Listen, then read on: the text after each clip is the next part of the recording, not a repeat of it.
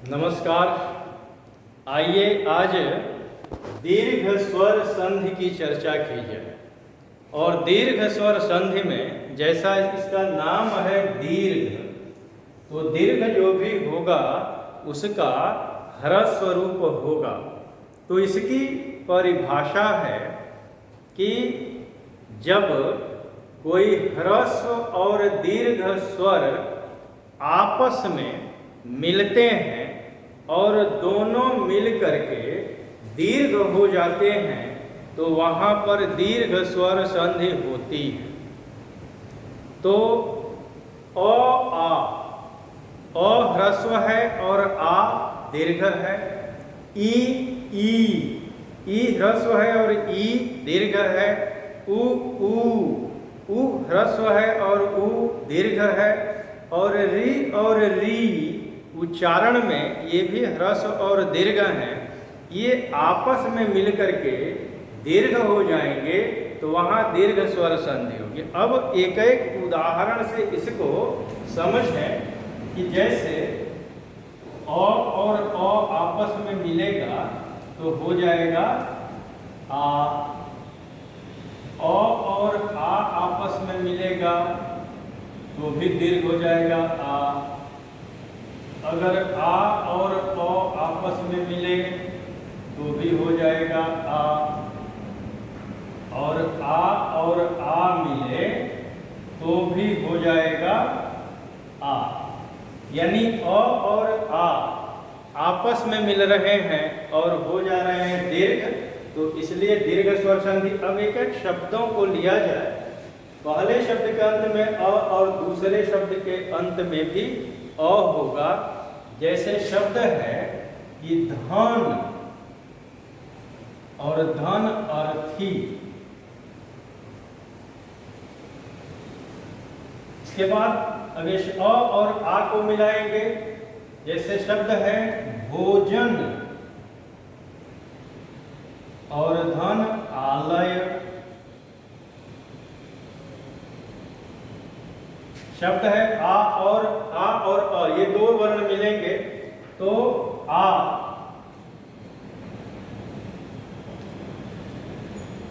जैसे विद्या और अर्थी। आ और अ मिलेगा यहाँ। और आ और आ विद्या धन आलय। अब यहाँ संधि को देखा जाए तो धन के अंत में अ है और अर्थी के प्रारंभ में अ है, दोनों का मेल होगा और हो जाएगा आ।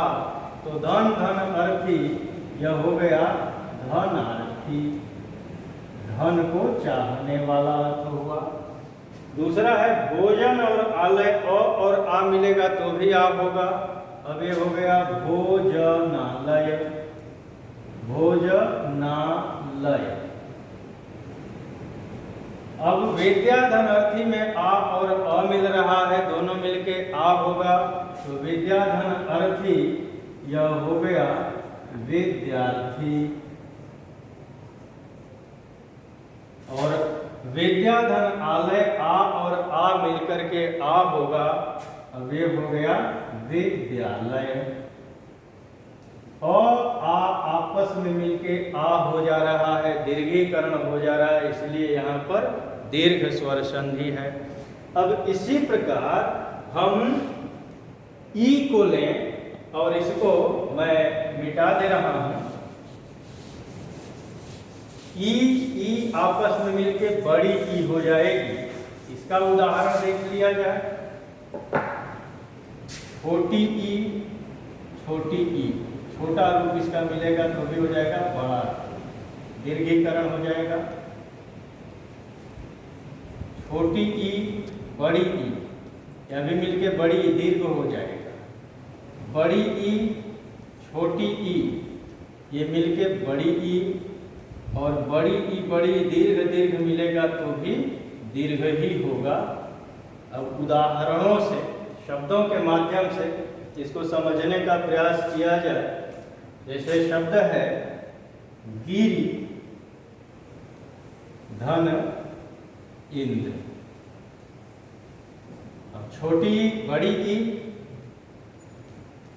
गिरि धन ईश। बड़ी और छोटी ई मही मही धन इंद्र। बड़ी छोटी और बड़ी ई मही धन ईश। अब यहां संधि की जाए तो गिरि धन इंद्र छोटी छोटी मिलकर के बड़ी हो जाएगी, तो शब्द हो गया गिरींद्र। गिरींद्र, गिरि माने पर्वत और इंद्र माने राजा, पर्वतों का राजा। गिरींद्र का अर्थ होगा हिमालय। अब गिरि धन ईश, गिरि माने पर्वत और ईश यहाँ छोटी बड़ी मिलकर के भी बड़ी हो जाएगा गिरीश, और गिरीश माने भी हिमालय ही होता है।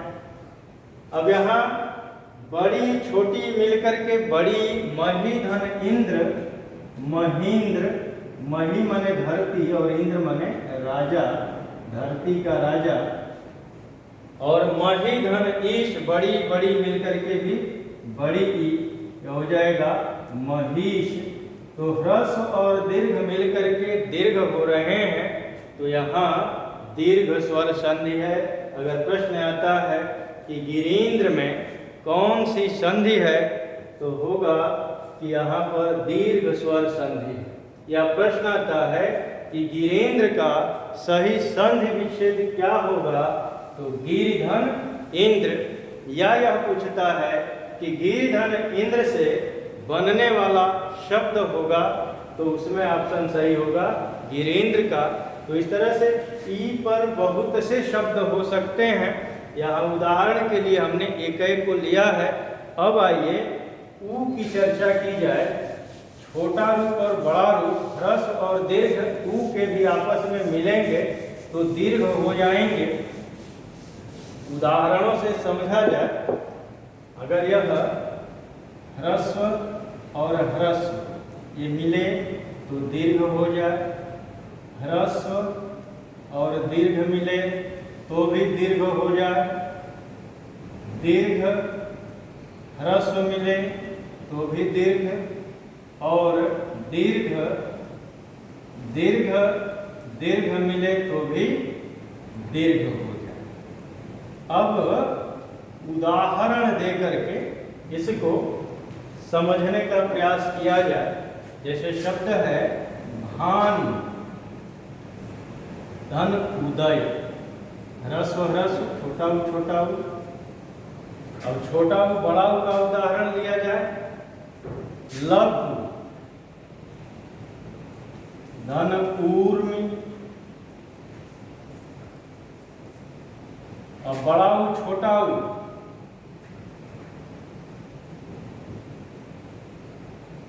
भू धन ऊर्जा, और बड़ा ऊ भू धन ऊष्मा। अब यहाँ ये छोटा ऊ बड़ा ऊ छोटा ऊ आपस में मिलके बड़ा ऊ हो जाएगा। भानु धन उदय, भानु माने होता है सूर्य और उदय माने निकलना। तो भानुधन उदय से एक शब्द बनेगा संधि के द्वारा भानुदय। और भानुदय का अर्थ क्या होगा, तो शब्दों का अर्थ ग्रहण करने में संधियां बहुत महत्वपूर्ण सहायक होती हैं। इसका विच्छेद हो जाएगा भानुधन उदय, यानी भानु यानी सूर्य का उदय। तो दूसरा शब्द है लघुधन ऊर्मी, और छोटा ऊ बड़ा मिलकर बड़ा हो जाएगा, शब्द बनेगा लघूर्मी। लघु माने होता है छोटा और ऊर्मी माने होता है लहर। तो जो छोटी लहरें चलती हैं हवा के साथ उनको कहते हैं लघूर्मी। अब यहाँ भूधन ऊर्जा, तो भू माने पृथ्वी, ऊर्जा माने शक्ति, अब ये हो जाएगा भूर्जा। और भूधन ऊष्मा, यह हो जाएगा भूष्मा।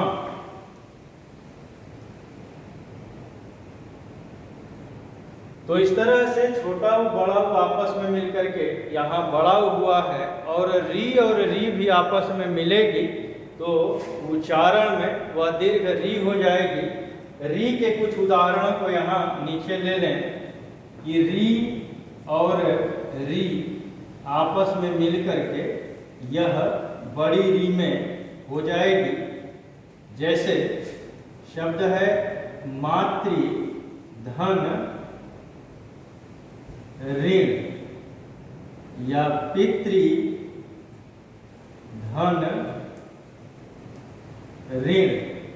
अब यह शब्द बनेगा मातृ धन ऋण से मातृण और पितृधन ऋण से पितृण। अब प्रश्न आ गया कि मातृण में कौन सी संधि है, तो मातृण में संधि होगी दीर्घ स्वर संधि। तो दीर्घ स्वर संधि के ये कुछ उदाहरण रहे। फिर पांचों संधियों की चर्चा करने के बाद पांचों से मिलते जुलते कुछ शब्दों को लेकर के और उनका अभ्यास कराया जाएगा। तो तब तक के लिए अनुमति दीजिए, आगे फिर हम चर्चा करेंगे गुण स्वर संधि की, और गुण स्वर संधि के साथ दूसरी संधि की विस्तृत चर्चा की जाएगी। तब तक के लिए बहुत बहुत धन्यवाद।